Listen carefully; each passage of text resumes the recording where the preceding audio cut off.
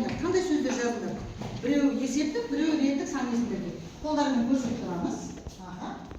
Ең бірінші Айдана, сен реттік сан есімді айтасың. Қандай сөздер жазың? Реттік сан есімге 5-ші, 1-ші, 26-ші, 2-ші, 50-ші, 3-ші, 45-ші, 6-ші. Дұрыс па балалар? Иә. Сен оқисың. Сен оқисың. 1, 3, 52, 70, 2, 50, 20, 40. Тамаша. Топтар кім жақсы қатысып отқан оқушылар мінекей. Жалпы бәрін қатысып отқан сияқтылар, иә? Өз-өздеріңді бағалай қойыңдар кәдімгі. Бағалай қойыңдар. Кім көмектесті? Көмектесті ма қыздар? Көмектесе өздерінде бір-бір балл қосасыңдар.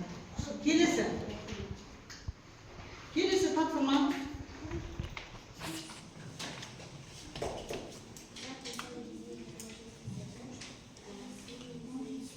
Тақтаға қараймыз. Балалар. Енді мына балаға өзіне өтуге көмектесу керекпіз. Ол үшін біз оның тапсырмаларын орындау керекпіз. Сило, бері қара.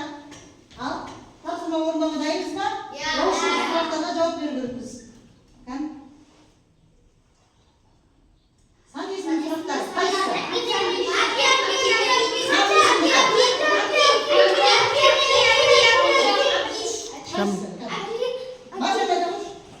Қанша, неше, нешінші?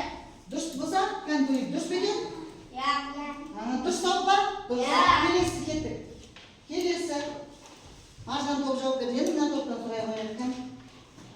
Қанша, неше сұрағына жауап беретін сан есім? Қанша, неше сұрағына жауап беретін сан есім қайсысы? Есептік. Есептік дейді. Кәдімгі тексеріп көрейік. Дұрыс па екен? Иә. Дұрыс екен. Дұрыс екен. Келесі. Көмектесіп жатырмыз бұл балаға. Келесі.